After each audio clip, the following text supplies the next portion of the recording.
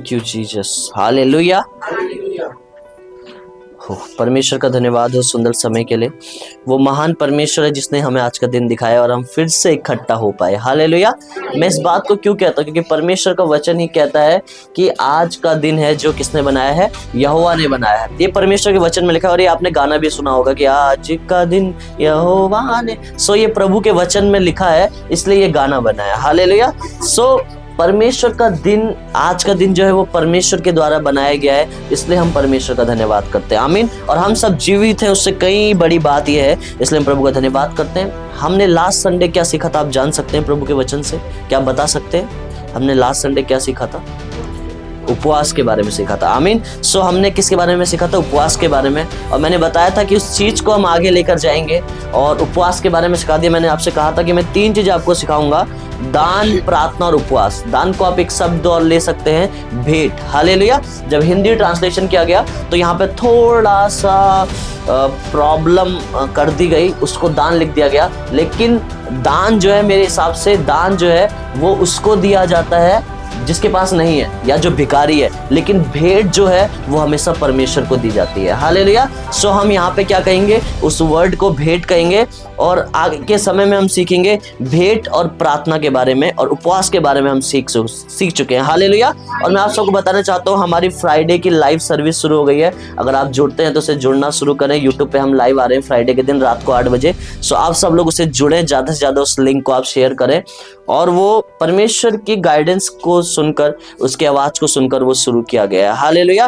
क्योंकि फ्राइडे में सब लोग इकट्ठे नहीं हो पाते थे जो प्रार्थना होती थी, इसलिए हमने वो लाइव प्रार्थना शुरू किया कि जिससे सब लोग अपने घर में बैठकर क्या हो सके, इकट्ठे हो सके, आमीन। क्योंकि लॉकडाउन के समय में भी कुछ ऐसा ही हुआ था, चर्च तो नहीं मिल रहे थे, बट लोग अपने घर बैठे बैठे लाइव के माध्यम से जुड़कर क्या हो रहा था, चर्च को चला रहे थे, आमीन, हालेलुया। सो आइए एक वचन को निकालेंगे और वो वचन है, हमने उपवास सीखा, अब हम पहले प्रार्थना सीखेंगे। और वो वचन है मत्ती अध्याय 6 उसकी आयत नंबर 5 से लेकर 8 तक। मत्ती अध्याय 6 आयत नंबर 5 से लेकर 8 तक। Matthew chapter 6 verse number 5 to 8। जब तू प्रार्थना करे तो कपटियों के समान ना हो, क्योंकि लोगों को दिखाने के लिए आराधनालयों में और सड़कों के मोड़ों पर खड़े होकर प्रार्थना करना उनको अच्छा लगता है। मैं तुमसे सच कहता हूँ कि वे अपना प्रतिफल पा चुके। परंतु जब तू प्रार्थना करे तो अपनी कोठरी में जा और द्वार बंद करके अपने पिता से जो गुप्त में है प्रार्थना कर, तब तेरा पिता जो गुप्त में देखता है तुझे प्रतिफल देगा।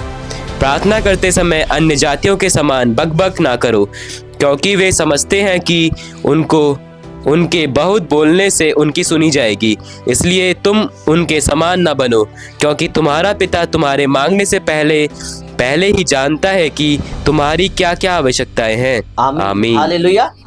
सो प्रभु यीशु मसीह यहाँ पे प्रार्थना करना सिखा रहा है अपने चेलों को, और उस प्रार्थना करने को सिखाने से पहले वो प्रार्थना के कुछ नियम बता रहा है, आमीन।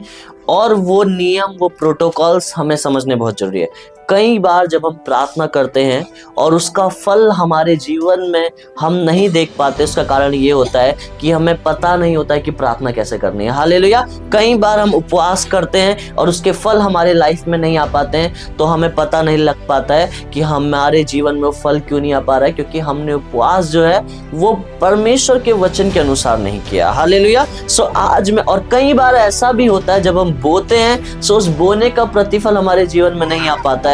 उसका भी एक कारण है, क्योंकि हमें परमेश्वर के वचन से नहीं पता होता है कि हमें कैसे बोना है, हालेलुया। सो इस बात को हमें समझना बहुत जरूरी है, क्योंकि जब तक आप परमेश्वर के वचन से किसी चीज को नहीं करेंगे, वो आपके जीवन में काम नहीं कर पाएगी। क्योंकि हम एक टीचिंग में, हम एक शिक्षा में है, क्योंकि जब आप संडे के दिन आते हैं, सो आप ये ना समझें सिर्फ कि हम आ रहे हैं, सिर्फ परमेश्वर हमें, पवित्र आत्मा आपको भर रहा है, वो अच्छी बात है, आप ब्लेसिंग के लिए आ रहे हैं, लेकिन उससे कहीं ज्यादा आप इस उद्देश्य से आए कि परमेश्वर उस दिन अपने वचन से कुछ हमें सिखाए, हालेलुया, और उसे हम अपने जीवन में पालन कर सकें और उसको परमेश्वर हमारे जीवन में पूरा करे, आमीन। सो प्रभु यीशु मसीह ने कहा, जब तू प्रार्थना करे तो कपटियों के समान ना हो, क्योंकि लोगों को दिखाने के लिए आराधनालयों में और सड़कों के मोड़ों पर खड़े होकर प्रार्थना करना उनको अच्छा लगता है। हालेलुया। सो जिस प्रकार उपवास के बारे में परमेश्वर ने कहा कि तेरे मुंह पर उदासी ना दिखे, मुरझाया हुआ ना दिखे, उसी प्रकार परमेश्वर प्रार्थना के लिए कह रहा है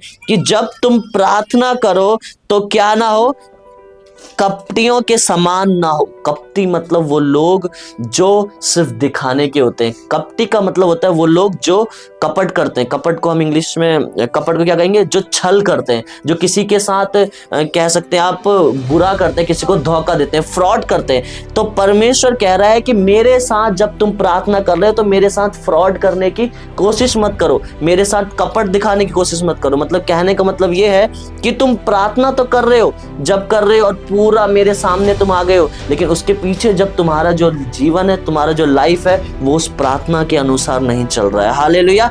किसी व्यक्ति ने कहा है कि आप परमेश्वर के सामने जब रो रो कर प्रार्थना करते हैं, वो उस प्रार्थना को प्रभु आपके नहीं देखता है। मैं आपको बताना चाहता हूँ, आप प्रभु के सामने कितना भी रो लें, वो आपकी प्रार्थनाओं को नहीं देखेगा। क्यों? क्योंकि परमेश्वर इमोशंस पे, आपकी भावनाओं पे काम करने वाला परमेश्वर नहीं है। परमेश्वर अपने वचन के अनुसार काम करता है। आप जितना उसके वचन के द्वारा प्रार्थना करेंगे, वो उस प्रार्थना को सुनेगा। हालेलुया। वो उस प्रार्थना को नहीं सुनेगा आप कितना उसके सामने रो रहे हैं, वो उस प्रार्थना को सुनेगा आप कितना उसके वचन का पालन करते हुए अपने जीवन में प्रार्थना को लेकर चले। आमीन। सो इन बातों को आपको समझना बहुत जरूरी है, और जब आप इनको समझेंगे तभी तो आप प्रार्थना कर पाएंगे। हालेलुया। सो यीशु मसीह कह रहा है कि तुम्हारे चेहरे पे कोई फ्रॉड ना दिखे। जब तुम प्रार्थना कर रहे हो, मुझे ऐसा ना लगे कि तुम कोई दिखावा कर रहे हो, तुम कोई क्या कर रहे हो, शो ऑफ कर रहे हो। फिर आगे लिखा है, क्योंकि लोगों को दिखाने के लिए आराधनालयों में और सड़कों के मोड़ों पर खड़े होकर प्रार्थना करना उनको अच्छा लगता है। हालेलुया। आपने देखा होगा, लोग अपने आप को बहुत ज्यादा भक्ति वाले समझते हैं, बहुत ज्यादा समझते हैं कि हमसे बड़ा भक्ति वाला कोई नहीं है। मैं आपको मसीहों की बात बता रहा हूँ, हमसे ज्यादा प्रार्थना करने वाला, हमसे ज्यादा उपवास करने वाला बिल्कुल ऐसे चलेंगे जिस दिन उनकी फास्टिंग होगी या जिस दिन उन्होंने प्रार्थना की होगी, भैया आज मैंने दुनिया में सबसे ज्यादा प्रार्थना कर ली है। सो प्रभु यीशु मसीह ऐसे लोगों का इनकार कर रहा है। वो कह रहा है कि तुम जब प्रार्थना कर रहे हो तो तुम्हारे अंदर ये कपट, ये चीजें, ये बातें जो गर्व को लेकर आती है, वो चीजें ना हो। क्योंकि तुम जब प्रार्थना कर रहे हो तो तुम अपने लिए कर रहे हो, यह हमें समझना जरूरी है। जब आप प्रार्थना करते हैं, आप यीशु मसीह के लिए प्रार्थना नहीं कर रहे हैं, आप अपने लिए प्रार्थना कर रहे हैं। हमने यीशु मसीह को जाना, उसको पहचाना, इसमें यीशु मसीह की कोई भलाई नहीं है, इसमें यीशु मसीह का कुछ अच्छा नहीं होने वाला है, इसमें हमारा अच्छा होने वाला है कि हमने यीशु मसीह को जाना है। हालेलुया। उसी प्रकार परमेश्वर कह रहा है कि लोग क्या करते हैं, मोड़ों पर दिखाते हैं खड़े होकर कि भैया मुझसे ज्यादा भक्ति वाला कोई नहीं है। लोग सब कुछ करते हैं, दान करते हैं, चैरिटीज करते हैं, अभी हम दान में भी आएंगे, सब कुछ लोग करते हैं, लेकिन उनका चरित्र नहीं बदल पाता है। हालेलुया। लोग सब कुछ तो कर रहे हैं, सारी भक्ति तो कर रहे हैं, सारी भक्ति अपने जीवन से दिखा तो रहे, सारे फास्ट रख रहे हैं, सब कुछ कर रहे हैं, हर जगह जा रहे हैं जहां उन्हें जाना चाहिए भक्ति करने के लिए, लेकिन वो अपने जीवन को नहीं बदल रहे हैं। हालेलुया। वो उनके जीवन में अभी भी कपट है, दूसरे के लिए जलन है, दूसरे के लिए बुराइयां है, दूसरे के लिए चुगलियां वो कर रहे हैं, लेकिन वो क्या कर रहे हैं, अपने जीवन को संभाल नहीं पा रहे हैं और परमेश्वर उनकी प्रार्थनाओं को नहीं सुन रहा है, और परमेश्वर को वो सारी बातें क्या लग रही हैं, कपट लग रही है। हालेलुया। अब आगे प्रभु का वचन कहता है, उनको क्या लगता है, ऐसे प्रार्थना करना अच्छा लगता है। क्योंकि आप कभी भी देखना, जो एक व्यक्ति है जो अपने आप को बहुत ज्यादा धर्मी समझता है, वो व्यक्ति अपने आप को जब समझता है तो उसे अपने से बड़ा इस दुनिया में कोई नहीं दिखता। मैं आपको बताना चाहता हूँ, क्योंकि धर्म एक स्पिरिट है, धर्म एक जो है स्पिरिट है, और वो रिलीजियस स्पिरिट जिसके अंदर होती है, मैं मसीहों की बात कर रहा हूँ, मैं इस दुनिया के लोगों की बात नहीं कर रहा, मैं हम लोगों की बात कर रहा हूँ। वो मसीह वाली जो स्पिरिट होती है, रिलीजियस स्पिरिट, जिसको आप कुछ भी कह सकते हैं, वो आत्मा जिसके अंदर होती है, वो अपने आप को फिर बहुत ज्यादा धर्मी समझने लग जाता है, और उसको ऐसा लगता है कि मेरे जैसी प्रार्थना कोई नहीं करता है, मेरे जितना वचन कोई नहीं पढ़ता। बात को समझ पा रहे, मेरे जितने उपवास कोई नहीं करता है, और वो उसके पीछे लोगों के लिए भावना भी रखेगा गलत, लोगों के लिए चिड़ भी रखेगा, वो चुगलियां भी करेगा। हालेलुया। क्यों ऐसा? क्योंकि वो जो है वो बात को नहीं समझ पाता है, वो चीज़ों को नहीं समझ पाता कि परमेश्वर ने हमें प्रार्थना करनी कैसे सिखाई है। हालेलुया, प्रभु हमें कैसे सिखाता है। और जब आप इस बात को समझते हैं तो मैं आपको बता रहा हूँ, जब आज से आप प्रार्थना करेंगे परमेश्वर को इस वचन को लेकर चलते हुए, तो आप अपनी प्रार्थनाओं का रिजल्ट देखेंगे। आमीन। सो आगे लिखा है, मैं तुमसे सच कहता हूँ कि वे अपना प्रतिफल पा चुके हैं। जितने लोग प्रभु यीशु मसीह कह रहा है एक कपट के साथ प्रार्थनाओं को कर रहे हैं, परमेश्वर उन सबको अपना प्रतिफल देने वाला, क्योंकि उसका वचन कहता है कि जैसा तुम बोते हो वैसा तुम काटोगे। हालेलुया। क्योंकि मैं बता रहा हूँ परमेश्वर वचन के अनुसार काम करने वाला परमेश्वर है। आप उसके सामने कितना भी इमोशनली बन जाए, वो आपकी प्रार्थनाओं को नहीं सुनेगा। लेकिन जब आप वचन पे चलकर किसी वचन को मानकर उससे प्रार्थना करेंगे, वो झटके से उसे सुनेगा। हालेलुया, वो झटके से उसे सुनेगा। आपको पता है जब यीशु मसीह के पास शैतान उस पहाड़ पर परीक्षा करने आया, तो यीशु मसीह ने थोड़ी ना कहा हे परमेश्वर इसे भगा दे मेरे सामने से शैतान को। परमेश्वर के सामने यीशु मसीह रोया? नहीं रोया, क्योंकि यीशु मसीह को पता था कि शैतान को मैं एक ही चीज से भगा सकता हूं, वो है प्रभु का वचन। हालेलुया। और जब वहां पे लिखा है, जब आप इस आयत को पढ़ेंगे तो वहां पे लिखा है कि ये वचन भी है, एक सेकंड आप मेरे साथ निकालिएगा। हाँ, तो मत्ती अध्याय 4 में लिखा है, तो शैतान जो है जब उसकी परीक्षा करने आता है तो यीशु मसीह उससे पहले 40 दिन भूखा रहता है। तो शैतान उससे कहता है यदि तू परमेश्वर का पुत्र है तो कह दे कि ये पत्थर रोटियां बन जाए। हालेलुया। अब सोचिए, उस व्यक्ति को यीशु मसीह को परमेश्वर का वचन पता है, उसने पूरी व्यवस्था पढ़ी है पुराने नियम की। तो शैतान उसके सामने सबसे पहली परीक्षा क्या ला रहा है कि रोटी को क्या बना दे, पत्थर बना दे। क्योंकि यीशु मसीह 40 दिन से क्या है, फास्टिंग में है। तो सबसे बड़ी परीक्षा किस के तौर पे ला रहा है, वो भूख के तौर पे लेके आ रहा है कि अगर मैं इससे सबसे पहले भूख में हराऊंगा तो क्या होगा, हार जाएगा। लेकिन यीशु मसीह क्या था, वचन को जानने वाला था। और यीशु मसीह वहां पे कह रहा है मनुष्य केवल रोटी ही से नहीं परंतु परमेश्वर के मुख से निकले हर एक वचन से क्या रहता है, जीवित रहता है। हालेलुया। सो इस बात को हमें समझना बहुत जरूरी है कि हम शैतान पर विजय परमेश्वर के वचन के द्वारा प्राप्त कर सकते हैं। हम शैतान पर विजय प्राप्त कर सकते हैं जब हमारी प्रार्थना वचन से होकर हम करते हैं। हालेलुया। हम शैतान को तब भगा सकते हैं जब वचन हमारे मनों में, हमारे हृदयों में बसे हो। हालेलुया। और हमारा चरित्र उन वचन के अनुसार चल रहा हो। आमीन। सो इसलिए प्रभु यीशु मसीह ने हमें प्रार्थना करनी सिखाई है। और आगे यीशु मसीह कहता है, परंतु अब यीशु मसीह सिखा रहा है कि आपको प्रार्थना कैसे करनी है। हालेलुया। अब इस बात को ध्यान से सुनिए। यीशु मसीह कह रहा है, परंतु जब तू प्रार्थना करे तो अपनी कोठरी में जा और द्वार बंद करके अपने पिता से जो गुप्त में है क्या कर, प्रार्थना कर। हालेलुया। सो यीशु मसीह सबसे पहले बता रहा है कि जब तुम रोडों पर खड़े होकर प्रार्थना करोगे तो खुद बे खुद तुम्हारे ऊपर एक घमंड पैदा हो जाएगा। हालेलुया। लेकिन जब तुम एक कोठरी में बंद होकर प्रार्थना करोगे सो क्या होगा, तुम नम्र बने रहोगे। हालेलुया। तुम दीन बने रहोगे, तुम ऐसे बने रहोगे कि किसी को कुछ पता ही नहीं। आज लोग सब कुछ क्यों कर रहे हैं, आज लोग पैसा क्यों कमा रहे हैं, कि हम दूसरों को दिखा सके हमारे पास पैसा है तो दूसरे लोग उस पैसे को देख सकें। हमारे पास गाड़ी है तो दूसरे लोग उस गाड़ी को देख सकें कि इसके पास कितनी बढ़िया गाड़ी है, इसके पास कितना ज्यादा कितना बढ़िया घर है। हालेलुया। सो लोग इसलिए कर रहे हैं, लेकिन यीशु मसीह इन सब चीज का इनकार कर रहा है। यीशु मसीह कह रहा है कि तुम्हें प्रार्थना इसलिए नहीं करनी है कि तुम दूसरों को दिखा सको, लेकिन तू क्या कर, उस कमरे में जा और अपना दरवाजा क्या कर ले, तू बंद कर दे। हालेलुया।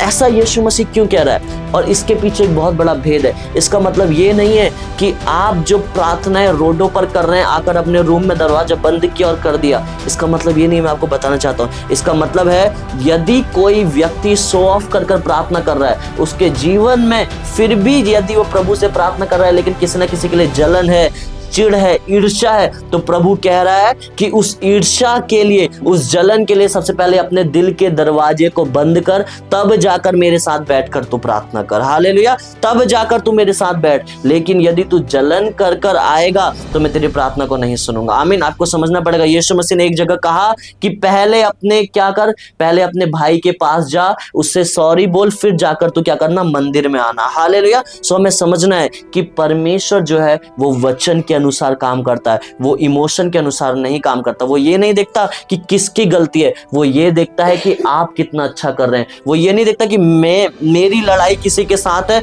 तो मैं अच्छा कर रहा हूं और वो बुराई कर रहा है, वो इसे नहीं देखेगा। यीशु मसीह ये देखेगा कि मैं कितना अच्छा कर रहा हूं, यदि उसने मेरे जीवन में प्रार्थना के द्वारा कार्य करना है। हालेलुया। सो इस बात को हमें समझना जरूरी है। तो प्रभु यीशु मसीह क्या कह रहा है कि प्रार्थना जब तू कर रहा है तो तू चीजों को बंद कर। अपने जीवन में वो सारी गलत बातें जो तुझे रोक रही हैं, चाहे वो पाप है, चाहे वो किसी के प्रति जलन है, ईर्ष्या है, उन सब को तो अपने अंदर आने से रोक। हालेलुया। मैं आपको बताना चाहता हूँ, जिस व्यक्ति के लिए आपके हृदय में जलन होगी ना, आप उसके लिए कभी प्रार्थना नहीं कर सकते हैं, क्योंकि प्रभु का ये वचन कहता है। आप कभी ट्राई करके देखिए, यदि किसी ने आपके लिए बुरा किया है और आपको कभी प्रार्थना में जब आप बैठ रहे हैं तो आप कभी उसके लिए प्रार्थना नहीं कर सकते। क्यों नहीं कर सकते? क्योंकि प्रभु यही हमें सिखाना चाह रहा है। क्योंकि शैतान जो है वो जलन के द्वारा उसके प्रति हमारे जीवन में उस अच्छे रिश्ते को नहीं बनाने देना चाहता है, और वो उस रुकावट को लेकर आता है कि हम प्रार्थना में ना बैठ पाए। हालेलुया। सो हमें इस बात को समझना है। आमीन।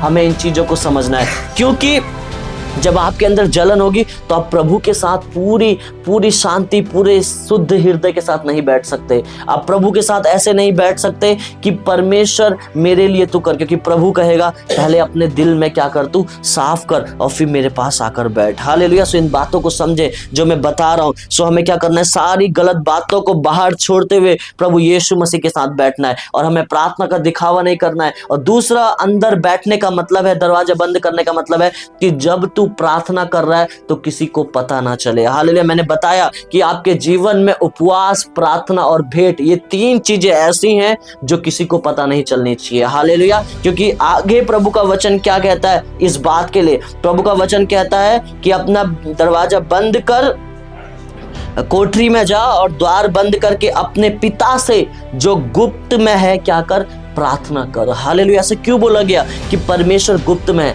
आपको पता है, ये दुनिया के लोग परमेश्वर को अभी भी नहीं जान पाए हैं, और उनके लिए परमेश्वर क्या है, गुप्त में है। लेकिन जब उनकी आंखें खुलेंगी तब वो परमेश्वर को क्या करेंगे, जान पाएंगे। हालेलुया। एक कव्वाली है ना, उसमें एक स्टेप है, आंख वालों ने तुझको है देखा, कान वालों ने तुझको सुना है, तुझको पहचानते हैं वो इंसान जिनकी आंखों में पर्दा नहीं है। हालेलुया। सो हम वो लोग हैं जिनकी आंखों में पर्दा नहीं है। हालेलुया। क्योंकि हम यीशु मसीह को पहचानते हैं। आमीन। सो उसी प्रकार परमेश्वर गुप्त में है उन लोगों के लिए जो परमेश्वर को नहीं पहचानते हैं। हालेलुया। सो परमेश्वर क्या कह रहा है, उस गुप्त में जा, जहां पर परमेश्वर है, जहां पर उसकी उपस्थिति है, वहां पर क्या कर, बैठ कर प्रार्थना कर। तब तेरा पिता जो गुप्त में देखता है तुझे क्या देगा, प्रतिफल देगा। हालेलुया। सो जब आप परमेश्वर को गुप्त में देते हैं, गुप्त में उसके साथ बैठते हैं, गुप्त में उपवास रखते हैं, तो परमेश्वर आपको खुले में आकर क्या करता है, आशीषें देता है। हालेलुया। और वो आशीष पूरी दुनिया देख पाती है। लेकिन जब आप खुले में चीजों को करते हैं, मैंने कितने लोगों को देखा, जब वो दान डालते हैं उनके हाथ में वो ऐसे दिखाते हुए, भैया मैं 100 का नोट डाल रहा हूँ, और डब्बे में, मैंने ऐसा देखा है, मैं जहां से आता हूं मैं आपको बता रहा हूं, क्यों लोग दिखाना चाहते हैं कि मैं इतना कर रहा हूं। समझ रहे आप मेरी बात को? लोग बताते हैं कि मैंने इतना दिया है, मैं इतना चर्च के लिए कर रहा हूं, और कुछ लोग मैंने ऐसे भी देखे जिनका पता ही नहीं चलता कि उन्होंने कुछ दिया भी है। हालेलुया। और इस दुनिया में ऐसे लोग हैं जो अपनी सारी सैलरीज बो देते हैं, जो अपने घर को जस्ट एडजस्ट करके चला रहे हैं, लेकिन अपनी सैलरियों को बोते हैं, लेकिन उनके बारे में पता ही नहीं चलता है। हालेलुया। उनके बारे में लोग जानते नहीं। ऐसा क्यों? क्योंकि परमेश्वर वो प्रभु के वचन के अनुसार बोना जानते हैं, प्रभु के वचन के अनुसार प्रार्थना करना जानते हैं। हालेलुया। एक बार मेरे एक दोस्त ने पूछा कि आप कितने घंटे प्रार्थना करते हो? सो मैंने उनको साफ मना कर दिया, क्योंकि आपकी प्रार्थना का समय भी किसी को पता नहीं होना चाहिए कि आप कितना प्रार्थना करते हैं। मैं आपको बताना चाहता हूँ, क्योंकि जब आप प्रार्थना करना किसी को बताते हैं तो यीशु मसीह क्या कहता है, इस बात को यीशु मसीह कपट कहता है। हालेलुया। लेकिन जब आप किसी को सिखाने के लिए बता रहे हैं कि हमें 2 घंटा प्रार्थना करनी चाहिए, 4 घंटा प्रार्थना करनी चाहिए, वो अलग बात है। लेकिन जब आप बता रहे हैं कि हाँ मैं तो इतना प्रार्थना करता हूँ, समझ रहे आप मेरी बात को, कि मैंने तो आज 2 घंटे प्रार्थना की, क्या तुमने प्रार्थना की 2 घंटे? मैं तो रोज प्रार्थना करता हूँ, रोज बाइबल पढ़ता हूँ। सो मैं आपको बता रहा हूँ, ये है जो परमेश्वर जिस बात को क्या कह रहा है, कपट कह रहा है। हालेलुया। सो ऐसे ही सेम प्रभु यीशु मसीह क्या कह रहा है आगे, कि हमारा पिता जो गुप्त में हमें क्या देगा, प्रतिफल देगा। और आगे लिखा है, प्रार्थना करते समय अन्य जातियों के समान बकबक ना करो, क्योंकि वे समझते हैं कि उनके बहुत बोलने से क्या होगा, उनकी सुनी जाएगी। हालेलुया। अब जब आप प्रार्थना करने बैठते हैं, अब तक आपने समझ लिया आपको प्रार्थना करने से पहले क्या करना है। प्रार्थना करने से पहले आपको सारी गलत बातें अपने मन से निकालनी है, अपने जीवन को प्रभु के वचन के अनुसार लेकर आना है, और उसके बाद आपको एक गुप्त में बैठकर प्रार्थना करनी है। और जब आप प्रार्थना कर रहे हैं तो आपको क्या नहीं करना, सबसे पहले प्रभु ये दे दे वो दे दे, आपको ये शुरू नहीं करना है। हालेलुया। और ऐसा कौन करता है, बाइबल क्या बता रही है, अन्य जाति लोग करते हैं। अन्य जाति लोग वे जो पाप में फंसे हुए हैं, जिनको शैतान ने घेरा हुआ है। हालेलुया। उनके बाद प्रभु कर रहा है, ऐसा कौन करते हैं, वे लोग करते हैं। लेकिन परमेश्वर के लोग बकबक नहीं करते। मैं आपको बता रहा हूं, जब आप प्रार्थना में बैठे तो अपने बारे में ना सोचें। हालेलुया। अपने बारे में ही हमेशा चीजों को ना सोचें, क्योंकि जब आप अपने बारे में सोचते हैं, परमेश्वर आपके बारे में नहीं सोच पाता है। प्रभु को पता है ये आज अपने बारे में सोच रहा है, मैंने इसे दे दिया, कल भी अपने बारे में सोचेगा, ये मेरे राज्य के बारे में कभी नहीं सोचेगा। हालेलुया। इसलिए हमेशा दूसरों के बारे में सोचें, प्रभु के राज्य के लिए प्रार्थना करें, परमेश्वर की बेदारी के लिए प्रार्थना करें, प्रभु के लोगों के लिए प्रार्थना करें, अपने पड़ोसी के लिए प्रार्थना करें, उसके लिए प्रार्थना करें जिसने आपका सबसे ज्यादा बिगाड़ा हो, उस व्यक्ति के लिए प्रार्थना करें जो आपसे सबसे ज्यादा चिढ़ता हो। हालेलुया। और जब आप ऐसा करेंगे तो परमेश्वर आपको इसका प्रतिफल देगा। आमीन। और आगे लिखा है, क्योंकि वे समझते हैं कि उनके बहुत बोलने से उनकी सुनी जाएगी। जो लोग ज्यादा बकबक करते हैं ऐसा समझते हैं कि यदि हम बहुत लंबी प्रार्थना करेंगे, बहुत देर तक प्रार्थना करेंगे तो हमारी सुनी जाएगी। हालेलुया। लेकिन ऐसा नहीं है। बाइबल आगे कुछ बताती है, वो कहती है, इसलिए तुम उनके समान ना बनो, क्योंकि तुम्हारा पिता तुम्हारे मांगने से पहले ही जानता है कि तुम्हारी क्या क्या आवश्यकता है। हालेलुया। यदि आप परमेश्वर से मांग रहे हैं कि प्रभु मुझे गाड़ी दे दे, बंगला दे दे, तो ये सब व्यर्थ है, क्योंकि यीशु मसीह जानता है कि आपकी क्या क्या आवश्यकता है और आपको किस समय में क्या देना है। हालेलुया। किस समय आपको किस चीज की जरूरत है, और वो आपकी लाइफ में प्रोवाइड करवाता है। लेकिन जब आप उस चीज को मांगने लग जाते हैं तो यीशु मसीह सोचता है, भैया मैं सब कुछ तो तुझे दे चुका हूं, बस तुझे इसे क्या करना है, ग्रहण करना है, और आज भी तू क्या कर रहा है, मुझसे मांग रहा है। हालेलुया। सो हमें ऐसा नहीं करना है। हमें समझना है कि प्रार्थना करने का एक तरीका है, प्रार्थना करने का एक जरिया है, प्रार्थना करने का वे है। यदि हम उसके अनुसार प्रार्थना करेंगे तो परमेश्वर हमारे जीवन में प्रतिफल देगा। तो कभी भी प्रार्थना करें, जब आप उस कमरे के अंदर बंद हो जाएं तो प्रार्थना करते समय हमेशा दूसरों के लिए कहें, दूसरों के लिए मांगे। एक व्यक्ति ने उदाहरण दिया, क्या होता था पहले टाइम पे, जब हम कहीं खाना खाने जाते थे, मान लीजिए कहीं लंगर लगाया, सो हम जब कहीं जाते थे, सो जब हम बैठते थे तो मान लीजिए कुछ पूरी और चावल खत्म हो रहे हैं, तो हम क्या करते थे, पड़ोसी की थाली को देखते थे। ये उदाहरण में पहले भी दे चुका हूं। तो उसकी थाली में जब खत्म, पहले हमारी थाली में खत्म हो गया, हमें पता है, सो हम ऐसे नहीं मांगते थे जो पूरी बांट रहा है, लेकिन जो पड़ोसी की थाली में जब पूरी नहीं, तो हम क्या कहते थे, अरे भैया भैया सुनना जरा, इसकी थाली में भी डालना। और जब वो उसकी थाली में डालता है तो वो क्या करता है, अरे भैया तुम्हारी थाली में भी, तो तुम्हारी थाली में भी डाल देता हूँ। समझ रहे आप मेरी बात को?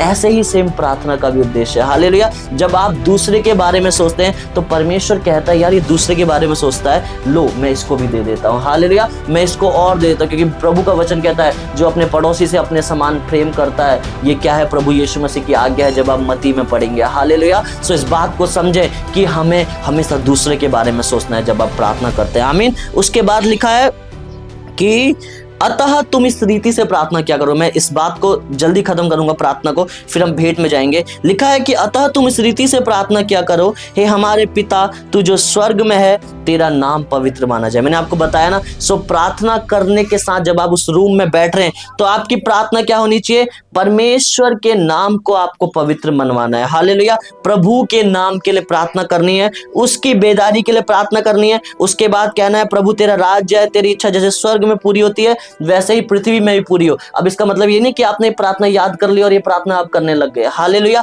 इसका मतलब यह है कि इस प्रार्थना के हर एक एक शब्द में एक बहुत बड़ा भेद है, आपको समझना है। वो ये है, जब आप कह रहे हैं ना कि प्रभु तेरा राज्य आए, इसमें बहुत बड़ी बात है। इसके लिए आप कैसे प्रार्थना कर सकते हैं, प्रभु तेरा राज्य मेरे पड़ोसी के जीवन में आए, प्रभु तेरा राज्य जहां मैं काम करता हूं मेरे मालिक के जीवन में आए, प्रभु तेरा राज्य मेरे दोस्तों के जीवन में आए, प्रभु तेरा राज्य मेरी मम्मी के, पापा के, सास के, ससुर के, बच्चे के जीवन में आए। और ये है तेरा राज्य, प्रभु का राज्य लाने की बात जो यहाँ पे प्रार्थना में की गई है। हालेलुया। और उसके बाद लिखा है कि प्रभु तेरी इच्छा जैसे स्वर्ग में पूरी होती है वैसे ही क्या हो, पृथ्वी में भी पूरी हो। सो कैसे कहना है, प्रभु तेरी इच्छा जैसे स्वर्ग में पूरी होती है। आपको पता है स्वर्ग में कोई बीमार नहीं रहता है, तो आपको प्रभु से कहना है, प्रभु तेरी इच्छा स्वर्ग में कोई बीमार नहीं है तो पृथ्वी में भी ये मेरा पड़ोसी बीमार नहीं रहना चाहिए। तेरी इच्छा इस पर पृथ्वी में प्रकट होनी चाहिए। प्रभु मेरे परिवार में कोई बीमार नहीं रहना चाहिए, तेरी इच्छा इस पर प्रकट होनी चाहिए। प्रभु वो बीमार है उसको चंगा कर, वो परेशान है उसको चंगा कर। प्रभु मैंने चर्च में सुना कि वो इस परेशानी से आया है, प्रभु तू उसे चंगा कर। सो जब आप ऐसे प्रार्थना करने लग जाते हैं तो परमेश्वर आपकी प्रार्थनाओं को सुनता है। हालेलुया। और वो फिर क्या कहता है कि तुम्हारे मांगने से पहले मैं जानता हूं कि तुम्हारी क्या आवश्यकता है। और जब वो इस बात को जानता है, जब आप दूसरे के लिए प्रार्थना करते हैं तो वो सारी आपकी आवश्यकताओं को पूरा करने लग जाता है। हालेलुया। सारी चीजों को पूरा करने लग जाता है। और लिखा है उसके बाद कि हमारी दिन भर की रोटी आज हमें दे। फिर प्रभु क्या कहता है कि हमारी रोटी आज हमें दे। हालेलुया। फिर परमेश्वर कहता है कि अपने लिए मांग। इसके बाद प्रभु कह रहा है कि अपने लिए क्या कर, मांग। और इसमें भी भेद है। हालेलुया। इसमें भी भेद है। इसमें भी प्रभु अपने लिए खाना पीना गाड़ी बंगला मांगने को नहीं कह रहा है। यहाँ पे रोटी का मतलब है, प्रभु का वचन एक जगह कहता है कि मेरा वचन क्या है, रोटी है। हालेलुया। तो प्रभु यीशु मसीह कह रहा है कि ऐसे प्रार्थना कर कि आज का वो भेद, आज का वो प्रकाशन, प्रभु आज की वो रोटी, आज का वो मन्ना तू मुझे दे। हालेलुया। आज जो तू मुझसे बात करना चाहता है आज के दिन के लिए, वो मुझसे बात कर। और जब आप ऐसे प्रार्थना करेंगे तो आपको पूरे दिन का पता होगा कि परमेश्वर आपके साथ क्या करने जा रहा है। हालेलुया। सो इस बात को समझें कि परमेश्वर आपको प्रार्थना कुछ तरीकों से कराना चाहता है। वो परमेश्वर किसी चीज में बंधा हुआ प्रभु नहीं है। वो परमेश्वर कोई धर्म को स्थापित करने वाला प्रभु नहीं है कि आपको प्रार्थना करनी है तो सुबह 5 बजे उठकर ही करनी है, आपको प्रार्थना करनी है तो नहा धोकर ही करनी है। ऐसा नहीं है। मैं आपको बताना चाहता हूँ, परमेश्वर आजाद है। जब आप चल रहे हैं वो यीशु मसीह तब भी आपके साथ है, तब भी आपके अंदर है। जब आप बैठे हैं वो तब भी आपके अंदर है। हालेलुया। जब आप स्टेज में खड़े हैं वो तब भी आपके अंदर है। जब आप कहीं जा रहे हैं, जॉब कर रहे हो, तब भी आपके अंदर है। और जब आप वॉशरूम में बैठे हैं वो तब भी आपके अंदर है। हालेलुया। सो जब वो आपके अंदर है तो आप किसी समय भी उससे प्रार्थना कर सकते हैं। हालेलुया। क्योंकि आप कहाँ उसे लेकर भागेंगे, कहाँ उसे, वो कहता है ना, दाऊद क्या कहता है जब आप भजन संहिता पढ़ेंगे, वहां पे लिखा है कि आकाश में चढ़ूं तो तू वहां है, अधलोक में जाऊं तो तू वहां है, तेरी आत्मा से भागकर मैं कहाँ जाऊं। हालेलुया। सो वो गाना आपने सुना है ना, तूने मुझे आगे पीछे घेर रखा है, अपना हाथ मुझ पर रख रखा है, तेरी आत्मा से भाग कर मैं कहाँ जाऊं। सो वो सॉन्ग जो है वो एक अच्छा सॉन्ग है और बताता है कि परमेश्वर हमारे ऊपर है, हमारे दाएं हैं, हमारे बाएं हैं, हमारे पीछे है, हमारे आगे है। सो परमेश्वर हमारे अंदर है, तो वो इस बात को दर्शाता है। और जब वो आपके अंदर है तो आपको फिर उसके लिए धार्मिक होने की जरूरत नहीं है। उसके लिए आपको ये नहीं है कि मैं पहले नहा लूं फिर प्रार्थना करूंगा, भैया मैं पहले वॉशरूम हुआ हूं फिर प्रार्थना करूंगा। ऐसा नहीं। मैं आपको बता रहा हूं, जब मैं अन्य भाषा में प्रार्थना करता हूं सो सुबह के समय में मैं कहीं भी हूं लेकिन मेरे मुंह से अन्य भाषा चलते रहती है। हालेलुया। मेरे मुंह से कंटिन्यूअसली अन्य भाषा, क्योंकि परमेश्वर जो है, आप कुछ भी कर रहे हैं वो आपके अंदर ही रहता है। हालेलुया। सो आप उससे किसी समय भी प्रार्थना कर सकते हैं। आमीन। सो इसलिए क्या कह रहा है परमेश्वर कि प्रार्थना करें जैसा मैंने तुम्हें सिखाया है, जैसा मैं तुम्हें सिखाता हूं उस प्रकार की प्रार्थना करो। हालेलुया। उस प्रार्थना को रटो मत, उस प्रार्थना को धार्मिक एक रीति रिवाज मत बना, क्योंकि यीशु मसीह ने हमें रीति रिवाज से तो अलग किया है। हम अभी भी, मैंने देखा है कई लोग प्रभु यीशु मसीह में आ जाते हैं, अभी भी क्या बोलते हैं, उनके पुराने रीति रिवाज ही खत्म नहीं होते। क्योंकि बाइबल क्या बताती है, जब तुम मसीह में आ जाते हो तो तुम क्या हो, नई सृष्टि हो। और उनके जीवन में कुछ चीजें जा भी नहीं पाती। इसी वजह से मैं आपको बता रहा हूँ, उनके जीवन में ना बीमारियां खत्म हो पाती हैं, ना प्रॉब्लम जा पाती है, ना घर के कर्जे खत्म होते। क्यों? क्योंकि वो अभी भी पुराने रीति रिवाज में फंसे हैं। जैसे लोग कहते हैं इस समय झाड़ू नहीं लगाना चाहिए, इस काम को ऐसे नहीं करना चाहिए, वो काम ऐसे नहीं करना चाहिए, वहां ऐसे नहीं जाना चाहिए, वहां शनिवार के दिन नहीं जाना चाहिए, हम मंगल के। मैं आपको बता रहा हूँ, ये रीति रिवाज से परमेश्वर हमें आजाद कर चुका है। क्योंकि हर एक दिन परमेश्वर के द्वारा बनाया गया। सोमवार भी उसने बनाया है, मंगल भी उसने बनाया है, संडे भी उसने बनाया है। तो हर एक दिन उस परमेश्वर का है। तो हमें कभी भी नहीं कहना है कि प्रभु हम इस दिन ऐसा नहीं कर सकते हैं। हालेलुया। हमें किसी धार्मिक चीज में नहीं बंधे रहना है। मैं आपको बता रहा हूँ, क्योंकि यीशु मसीह इसलिए आया कि हम रीति रिवाजों से क्या हो सके, तो हमारे जीवन से वो रीति रिवाज खत्म हो सके। हालेलुया। सो इस बात को समझे कि परमेश्वर ने आपको आजाद किया है। आपकी जो इच्छा है आप वैसा कर सकते हैं। और यदि आपको परमेश्वर ने अपनी इच्छा दी है करने के लिए, तो अपनी इच्छा को प्रभु के वचन के अनुसार करना है। हालेलुया। अपनी इच्छा के अनुसार हमें ऐसे नहीं करना है कि जो मेरा मन करे वो मैं करूं, लेकिन जो प्रभु का वचन कह रहा है उस इच्छा को हमें प्रकट करना है। आमीन। सो इसलिए जब प्रभु ने आपको अपनी इच्छा दे दी है, आपको आजाद कर दिया है, तो प्रार्थना भी प्रभु के वचन के अनुसार करें। आमीन, प्रभु के वचन के अनुसार करें। आइए अब हम इसके बाद, ये प्रार्थना के बारे में था जो मैं आपको सिखाना चाहता था। एक वचन को निकालेंगे, वहीं पर ही मत्ती अध्याय 6 उसकी आयत नंबर 1 से लेकर 4 तक पढ़ेंगे। थोड़ा मैं आपको ऑफरिंग के बारे में सिखाना चाहता हूँ। सावधान रहो, तुम मनुष्यों को दिखाने के लिए अपने धर्म के काम ना करो, नहीं तो अपने स्वर्गीय पिता से कुछ भी फल ना पाओगे। इसलिए जब तू दान करे तो अपने आगे तुरही ना बजवा, जैसे कपटी सभाओं और गलियों में करते हैं, ताकि लोग उनकी बड़ाई करें। मैं तुमसे सच कहता हूँ कि वे अपना प्रतिफल पा चुके। परंतु जब तू दान करे तो जो तेरा दाहिना हाथ करता है उसे तेरा बायां हाथ ना जानने पाए, ताकि तेरा दान गुप्त रहे, और जब तेरा पिता जो गुप्त में देखता है तुझे प्रतिफल देगा। आमीन। हालेलुया। सो हमें इसलिए समझना बहुत जरूरी। आपको पता है आज दुनिया में यहूदी लोग जो इजराइल के हैं, इस दुनिया में सबसे बड़े बिजनेसमैन लोग वो हैं। और एक समय यहूदी कौम सबसे ज्यादा नीची कौम समझी जाती थी। नीची मतलब वो ऐसी जात समझी जाती थी जो सबसे ज्यादा, जिसको दबाया जाता था, और सबसे ज्यादा क्या होती थी, वो नीची कौम कहलाती थी। हालेलुया। सो ऐसा है कि आज वो लोग सबसे बड़े बिजनेसमैन हैं और आज सबसे ज्यादा पैसा उनके पास है। आज दुनिया में उनका नाम है। आपको पता है दुबई इस दुनिया का सबसे एक्सपेंसिव शहर है, सबसे महंगा शहर है। और उस दुबई में भी जिनका आज के टाइम पे सबसे ज्यादा अधिकार है वो लोग यहूदी लोग हैं। हालेलुया। वो लोग कौन है? यहूदी लोग हैं। क्यों? क्योंकि मैं आपको बता रहा हूँ, यहूदी समाज में सिखाया जाता है कि जब तू मंदिर जाए, जब तू चर्च में जाए, तो बेटे, बच्चों को, वहाँ के बच्चों को सिखाया जाता है कि बेटे जब तू जा रहा है तो तेरे जेब में पैसे भरे हुए होने चाहिए, जेब में। हालेलुया। उसके बिना तू परमेश्वर के भवन के अंदर प्रवेश ना करना। हालेलुया। उसके बिना तू प्रभु के भवन के अंदर मत जाना। क्यों ऐसा सिखाया जाता है? क्योंकि वहाँ के लोग जानते हैं परमेश्वर के राज्य में बोना कितनी बड़ी आशीष है। मैं आपको बता रहा हूँ, बाइबल इस प्रकार बताती है कि जैसा तुम बोते हो वैसा तुम काटोगे। वैसे एक हिसाब से मुझे ये बोने वाला पहले सिखाना चाहिए था, क्योंकि मैं आपको बता रहा हूँ प्रार्थना और उपवास से पहले जो आपके जीवन में छुटकारा लेकर आ सकता है आपकी लाइफ में, वो आपका बोना है। मैं आपको बता रहा हूँ वो बहुत बड़ी चीज है। परमेश्वर ने अपने पुत्र को बो दिया हमारे लिए कि पूरी दुनिया उद्धार पा सके। हालेलुया। और जब आप अपना पैसा परमेश्वर को बोते हैं, आप क्यों बोते हैं अपना पैसा प्रभु को? आपको पता है इसका कारण क्या है? प्रभु आपका पैसा क्यों मांग रहा है? क्यों परमेश्वर को आपका पैसा चाहिए? क्या परमेश्वर गरीब है?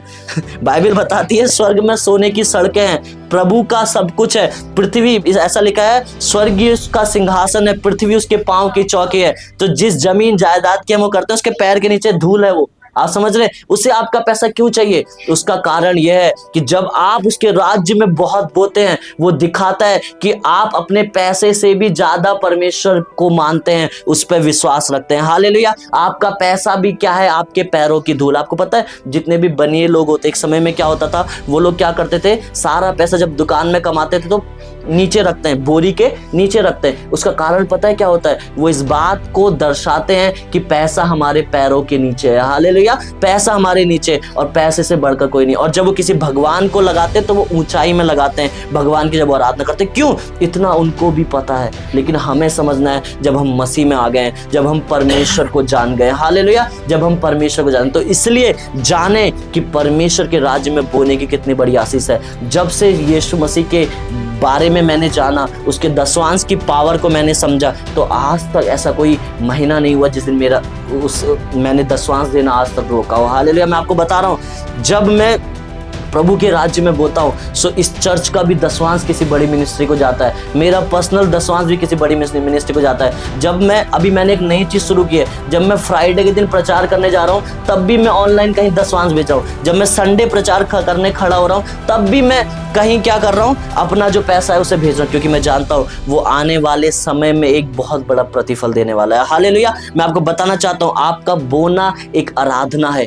एक जितना आप परमेश्वर के भवन में आकर ताली बजाकर गाना गाकर आराधना करते हैं ना, उसी के समान आपका बोना भी क्या है? एक आराधना है। क्योंकि जब आप परमेश्वर को पैसों से खरीद नहीं सकते। एक जगह क्या हुआ कि यीशु मसीह ने कहा चेलों से, कुछ लोगों ने कहा कि तू क्या कर, हमें पवित्र आत्मा दे दे, हम तुझे पैसे देते हैं। जब आप प्रेरितों के कार्य पढ़ेंगे तो चेलों ने डांट के भगा दिया। उन्होंने कहा परमेश्वर का आत्मा पैसों से नहीं तोला जाता। सो प्रभु पैसों से नहीं आपको अपने आप को कह रहा है कि तुम पैसों से मेरे पास आओ, लेकिन प्रभु आपको इस बात से ये दर्शा रहा है कि जब आप बो रहे हो तो तुम पैसों से भी ज्यादा मुझे महत्व दे रहे हो। हालेलुया, पैसों से भी ज्यादा तुम मुझे समझ रहे हो, क्योंकि मैं आपको बता रहा हूँ आपके व्यक्तिगत जीवन में, आपकी पर्सनल लाइफ में, आपके अकेले के जीवन में आपके लिए सबसे बड़ा आपका परमेश्वर होना चाहिए। मैं आपको बता रहा हूँ आपके हस्बैंड से भी बड़ा आपका प्रभु होना चाहिए, आपकी वाइफ से भी बड़ा आपका परमेश्वर होना चाहिए, आपके बच्चों से भी ज्यादा आप प्रभु से प्यार करने होने वाले चाहिए। और जब आप ऐसा करेंगे परमेश्वर आपके जीवन में प्रतिफल देगा। हालेलुया। सो परमेश्वर क्या कह रहा है, जब तुम दान करो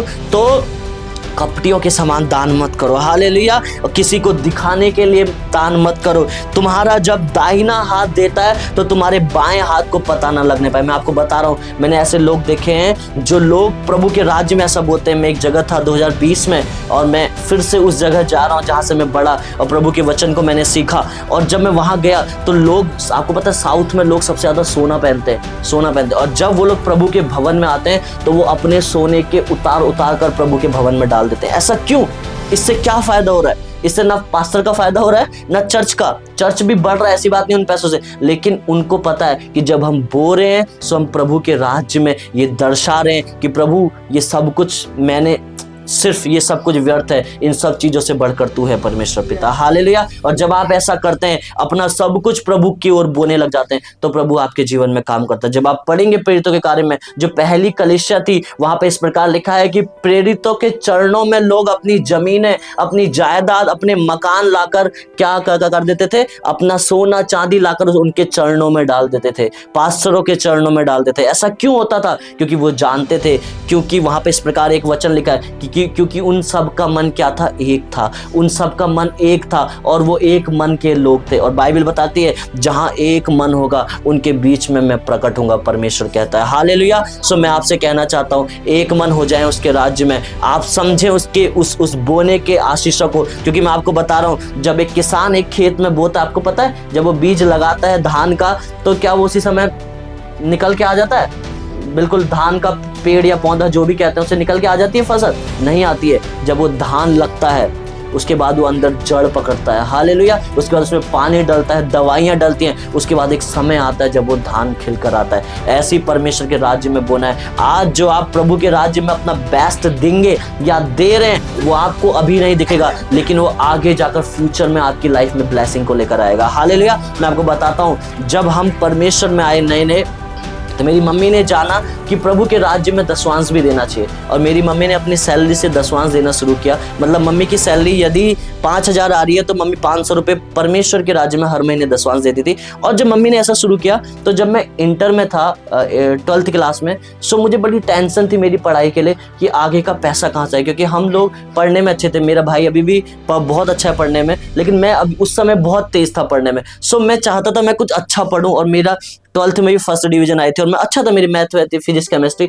बहुत अच्छे थे। सो मैं उस समय कुछ अच्छी पढ़ाई करना चाहता था, बीटेक लाइक टाइप की। लेकिन परिवार की कंडीशन को देखकर कि मम्मी पापा मेरी नॉर्मल जॉब कर रहे हैं, सो मेरे जीवन में क्या था कि मैंने सोच लिया था कि मैं ये सब नहीं कर पाऊंगा। लेकिन मैं आपको बता रहा हूँ, जब मेरी मम्मी ने परमेश्वर के भवन में बोना शुरू किया, तो मेरी मम्मी ने मेरे से एक बात बोली कि तू इंटर के बाद जो भी करेगा 12th के बाद तेरा बेस्ट ही होगा, तू टेंशन मत ले। लेकिन मैंने क्या सोचा था कि मैंने ये सोचा था कि जब हम क्या करेंगे परमेश्वर में, जब मैं बढ़ूंगा तो मैं आगे जाकर 12th के बाद क्या करूंगा, कोई पॉलिटेक्निक या ITI का एग्जाम निकालूंगा, नॉर्मल सा कोई कोर्स कर लूंगा। लेकिन मैं आपको बता रहा हूँ, बोने का देखिए कितना बड़ा प्रतिफल होता है। उस बोने की वजह से जो मेरी मम्मी ने बोया, उसके बेटे के जीवन में असर किया, और क्या हुआ, हमारे जीवन में परमेश्वर ने एक डिवाइन हेल्पर भेजा। मेरे कोई नाना जी हैं, मेरे पापा के मामा हैं, वो कहाँ रहते हैं? ऑस्ट्रेलिया में रहते हैं, और बहुत बड़े बिजनेसमैन हैं, उनके पास बहुत पैसा है। क्योंकि हम लोग अपने दादी की परिवार से बहुत पैसे वाले, क्योंकि मेरी दादी भी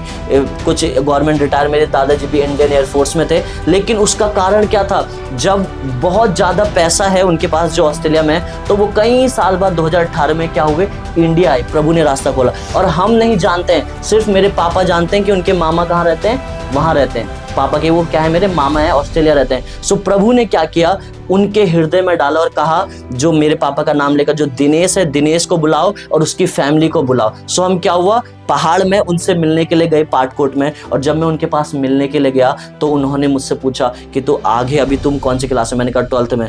तो उन्होंने मुझसे पूछा कि तू आगे क्या करना चाहता है? मैंने कहा अभी तो मैंने कुछ सोचा नहीं है, मैं कुछ पॉलिटेक्निक या ITI करूंगा। तो उन्होंने मुझसे कहा कि तू जो आगे पढ़ेगा उसकी सारी फीस मैं दूंगा। हालेलुया। और उसके बाद मैं आपको बता रहा हूँ, यहाँ का सबसे महंगा कॉलेज जो है वो श्री राम इंस्टीट्यूट है। मैंने वहां से BCA किया और उसकी सारी फीस जो है उन्होंने दी। हालेलुया। और परमेश्वर ने रास्ते को निकाला। आमीन। सो जब आप बोते हैं प्रभु के राज्य में, वो आपको उस समय नहीं दिखेगा, लेकिन वो आने वाले टाइम पर दिखेगा। वो आने वाले समय में दिखेगा जो प्रभु आपके लिए करेगा। तो उसके राज्य में बोना कम ना करें। मैं आपको बता रहा हूँ, इस दुनिया में जो सबसे अमीर लोग हैं वो परमेश्वर के राज्य में सबसे ज्यादा बोने वाले लोग हैं। क्या आप सैमसंग कंपनी के बारे में जानते हैं? सैमसंग आज जो एप्पल को टक्कर दे रही है, सैमसंग कंपनी, उस कंपनी का जो मालिक है वो भी चर्च से ही निकल कर आता है। हालेलुया। जब आप उसकी जीवनचर्या पढ़ेंगे, वो कोरिया आज ऐसा देश है जो सबसे ज्यादा प्रभु को वहां लोग मानते हैं और सबसे ज्यादा चर्चेस हैं, और दुनिया का सबसे बड़ा चर्च भी वहीं है। जब आप कोरिया के बारे में पढ़ेंगे, साउथ कोरिया में, सो वहां क्या है, जो सैमसंग का मालिक था वो चर्च में जाने वाला व्यक्ति था, और वो बताता है कि मैं सबसे ज्यादा प्रभु के भवन में बोता था। और आज उसने सैमसंग जैसी कंपनी जिसका पूरी दुनिया में नाम है। हालेलुया। सो ये असर करता है प्रभु के राज्य में बोना। मैं आपको बता रहा हूँ, यदि आपको अमीर बनना है तो आप प्रार्थना करके अमीर नहीं बन सकते। ये मैं आपको आज भेद बता रहा हूँ। आपको अमीर बनना है तो आप वचन पढ़कर अमीर नहीं बन सकते। आपको अमीर बनना है तो आप जितना प्रभु के भवन में बोएंगे, परमेश्वर उतना अमीर आपको बनाएगा। हालेलुया। प्रभु उतना अमीर बनाएगा। कि मैं इस बात को बोल सकता हूँ, मैं इस बात को इसलिए बोल सकता हूँ क्योंकि मैं भवन का जो पैसा है वो अपने लिए इस्तेमाल नहीं करता। यदि मैं अपने लिए इस्तेमाल करता तो वो बात किस में आती? लालच में आती। वो बात ये होती, ये व्यक्ति तो लालच कर रहा है, इसे सब कुछ पैसा चाहिए होगा। लेकिन जब मैं इस्तेमाल नहीं करता तो मैं बोल सकता हूँ कि आप प्रभु के भवन में बोइए तो परमेश्वर आपके जीवन में काम करेगा। हालेलुया। सो इस बात को समझें। एक स्त्री थी, जब आप पढ़ेंगे, और वो मंदिर के किनारे खड़ी थी और वो भिखारी थी। और वो भिखारी ऐसी भिखारी नहीं थी। जब आप उसका इतिहास पढ़ेंगे, लिखा है कि उसको पता नहीं था कि वो अगले लंच में क्या खाएगी, नाश्ते में क्या खाएगी। वो ऐसी भिखारी थी। सो किसी ने उसे 2 दमड़ी दिया, और उसके बाद क्या हुआ, वो मंदिर में आई और उसके पास जो था 2 दमड़ी, उसने वो मंदिर में बो दिया। परमेश्वर का भवन उस समय होता था। हालेलुया। आपने भी पढ़ा होगा, जो उसके पास था वो उसने बो दिया। कई बार हम क्या सोचते हैं कि जब प्रभु हमें देगा तब हम उसके राज्य में देंगे। ऐसा कभी नहीं होगा। मैं आपको बता रहा हूँ, जिस दिन प्रभु ने दे दिया उस दिन आप सबसे बड़े घमंडी बन जाएंगे, क्योंकि आपने प्रभु के राज्य में देना नहीं सीखा है। लेकिन जब आपके पास नहीं है, जब आप उसमें से जो आपके पास है उसमें से भी आप अपना बेस्ट निकाल कर दे रहे हैं, तब प्रभु जान रहा है कि यस, ये अभी मुझे बेस्ट दे रहा है। इसका मतलब जब मैं इसे अमीर बनाऊंगा तब भी ये मुझे अपना बेस्ट देगा। हालेलुया। सो ये हमें समझना है। कई बार लोग क्या समझते हैं कि 5,000 चलिए उनकी सैलरी है तो दसवांश 500 है, अभी सरल लग रहा है। प्रभु उनकी सैलरी बढ़ाता है, 10 करता है तो दसवांश पहुंच जाता है 1000, तो उनके लिए वो सरल लगता है कि यार चलो 1000 हो गया। लेकिन जब सैलरी लोगों की 1 लाख होती है तो दसवांश क्या हो जाता है? 10,000। तो कहते हैं भैया अगर मैं 10,000 चर्च में बोल दूंगा तो मैं अपने घर में क्या करूंगा? और उनके अंदर क्या आ जाता है? लालच आ जाता है। मैं आपको बता रहा हूँ। सो हमें परमेश्वर के भवन में बोने के लिए लालच नहीं करना है, क्योंकि भवन का पैसा भवन के निर्माण के लिए लगाया जाता है। पुराने नियम में इस प्रकार लिखा है, जब जो कुछ बोया गया मंदिर में, वो सुलेमान के मंदिर में, वो सब कुछ मंदिर को बनाने के लिए, उसकी मरम्मत के लिए उसका क्या किया गया, उसके लिए यूज किया गया। हालेलुया। आप देख रहे हैं कैमरा यूज हो रहा है, हर एक चीज यूज हो रही है, हॉल यूज हो रहा है। ये मेरा अपना घर नहीं है, इसका हम रेंट देते हैं। सो ये जो सब कुछ ये लग रहा है और आप सारी चीजें देखेंगे, उस सब का जो पैसा है वो इस भवन से ही जाता है। हालेलुया। सो हर एक पैसा जो आप दे रहे हैं वो अच्छी चीजों में इस्तेमाल हो रहा है। आमीन। सो इसलिए हमें परमेश्वर के भवन में ज्यादा से ज्यादा देना है और ऐसी भूमि में देना। जब आप पढ़ेंगे परमेश्वर का प्रकाशन, वहां पे इस प्रकार लिखा है, जिन लोगों ने पथरीली भूमि में दिया उन्होंने क्या किया, वो उन्हें पत्थरों ने दबा दिया, झाड़ियों ने दबा दिया। लेकिन जिन्होंने उपजाऊ भूमि में बोया, मतलब जिन्होंने अच्छी संगति में बोया, अच्छे चर्च में बोया, उसके बाद क्या हुआ, वो एक फसल को लेकर आया। और वो एक बहुत बड़ी फसल को जब वो लेकर आया तो सबको उस फसल ने काटा। हालेलुया। सो उपजाऊ भूमि में बोना, अच्छी संगति में बोना आपके जीवन में कितना फायदेमंद है। आमीन। कितना वो आपके जीवन में असर करता है। हालेलुया। सो आप देखेंगे, यदि आज आप निर्णय करते हैं कि प्रभु के राज्य में मैं अपना बेस्ट दूंगा आज से, तो प्रभु आपको बताएगा कि आप क्या हैं। हालेलुया। प्रभु आपके जीवन में सारे, प्रभु का वचन कहता है कि जो जो चिड़िया हैं उनको देखो, जो चीज़ें हैं उनको देखो, जब वो नहीं मांगती तब भी मैं उन्हें खिला रहा हूँ ना, लेकिन जब तुम क्या करोगे, जब तुम मेरे पास आओगे, मेरे वचनों को मानोगे, तो मैं तुम्हें क्यों ना दूंगा। हालेलुया, मैं तुम्हारा परमेश्वर हूँ, मैं तुम्हारे लिए क्यों ना करूँगा। और जब आप अपना बेस्ट करेंगे तो प्रभु मजबूर हो जाएगा आपके जीवन में कार्य करने के। हालेलुया। सो इसलिए ये 3 बातें, उपवास, प्रार्थना और भेंट, मैं आपको इसलिए सिखाना चाहता था क्योंकि ये 3 बातें यदि आप आज से अपने जीवन में लागू करने वाले हैं तो प्रभु आपके जीवन को बहुत ऊंचा उठाने वाला है। हालेलुया। आप उस अमीरी तक जाएंगे जो आपने सोची नहीं होंगे। आप उन चीज़ों को देखेंगे जो प्रभु के सामने आपने कभी देखी नहीं होंगी अपने जीवन में। उस ऐसे डिवाइन हेल्पर्स प्रभु आपकी लाइफ में खड़ा करेगा जो आपने कभी नहीं देखे होंगे। हालेलुया। सो उस प्रभु के वचन में उस तरीके से जाएं और उसके राज्य में अपना 100% दें। मैं आपको बता रहा हूँ, अभी आपको लगेगा कि मैं ये कर रहा हूँ, लेकिन आने वाले टाइम पे आपके जीवन में परमेश्वर गवाहियां बनाता रहेगा। हालेलुया। प्रभु आपके जीवन में गवाहियां बनाएगा। मेरे एक मित्र हैं, वो एक प्रभु के दास है, जो जिनका चर्च है महाराष्ट्र में, आई थिंक। सो वो जो प्रभु के दास है, क्या हुआ, वो बहुत ही गरीब थे, बहुत ही ज्यादा गरीब थे। सो एक बार क्या हुआ, उनके अकाउंट में 1 लाख रुपए पड़े थे। गवाही में पहले दे चुका हूं। और जो वो 1 लाख रुपए पड़े थे वही था जो उनकी संपत्ति थी, वो 1 लाख रुपए। ना उनके पास कोई जमीन है, रेंट में वो रहते हैं, कुछ नहीं। वो 1 लाख रुपए उनकी मम्मी ने जो जॉब की है उससे सालों से जोड़ कर वो इकट्ठे किए। सो सडनली जो वो आज जो प्रभु के दास है, उनके मन में प्रभु ने डाला, क्यों ना मैं 1 लाख रुपया प्रभु के भवन में बो दूं। लेकिन वो सोचने लगे, यार मेरे मन में तो प्रभु ने डाला है, लेकिन मेरी मम्मी क्या पता बोने दे ना बोने दे।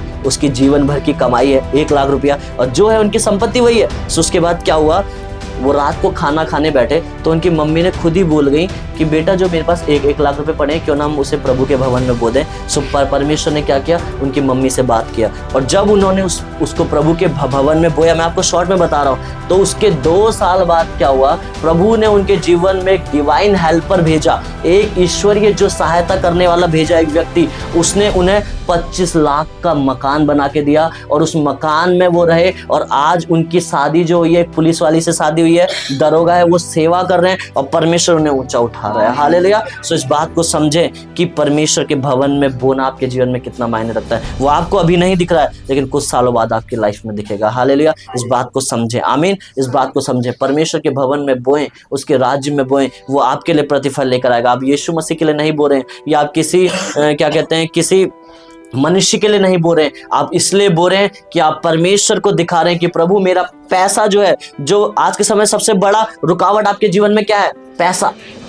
आज लोग किसके लिए भाग रहे हैं, काम धंधा ये सब क्यों कर रहे हैं, पैसे की वजह से। और जब आप प्रभु को दिखाएंगे, प्रभु ये पैसा तेरे चरणों में, परमेश्वर पिता तू मेरे लिए सबसे बड़ा है, तो मैं आपको बता रहा हूं परमेश्वर आपके पीछे उस पैसे को लगा देगा। हालेलुया। इसलिए प्रभु यीशु मसीह ने कहा, सबसे पहले तो मेरे राज्य और धर्म की खोज करो, इस तो संसार की सारी वस्तु तुम्हारे पीछे हो लेंगी। और अगर आप डिफरेंट ट्रांसलेशन में पढ़ेंगे तो वहां पे लिखा है कि सारी वस्तुएं, सारी आशीषें तुम्हारा पीछा करने लग जाएंगे। हालेलुया। तुम छुटाना तो चाहोगे, लेकिन वो तुमसे छूट नहीं पाएंगे। तुम कहोगे भैया प्रभु हो गया, मेरे घर बन गए बहुत सारे, लेकिन परमेश्वर कहेगा तू और ले, तू और ले, क्योंकि प्रभु आपके साथ ऐसा चाहता है। मैं आपको बताना चाहता हूं, और वो तब होगा जब आप अपने लाइफ से प्रभु के भवन में बेस्ट देना जानेंगे, प्रभु के राज्य में बेस्ट देना जानेंगे। हालेलुया। मैं आपको बताया, मैं अभी भी आपको बताना चाहता हूं कि आपकी प्रार्थना, आपका विश्वास, आपकी चीजें क्या नहीं हो सकती हैं, पर आपको अमीर नहीं बना सकते हैं, लेकिन आपका बोना आपको परमेश्वर के राज्य में अमीर बना सकता है। एक ही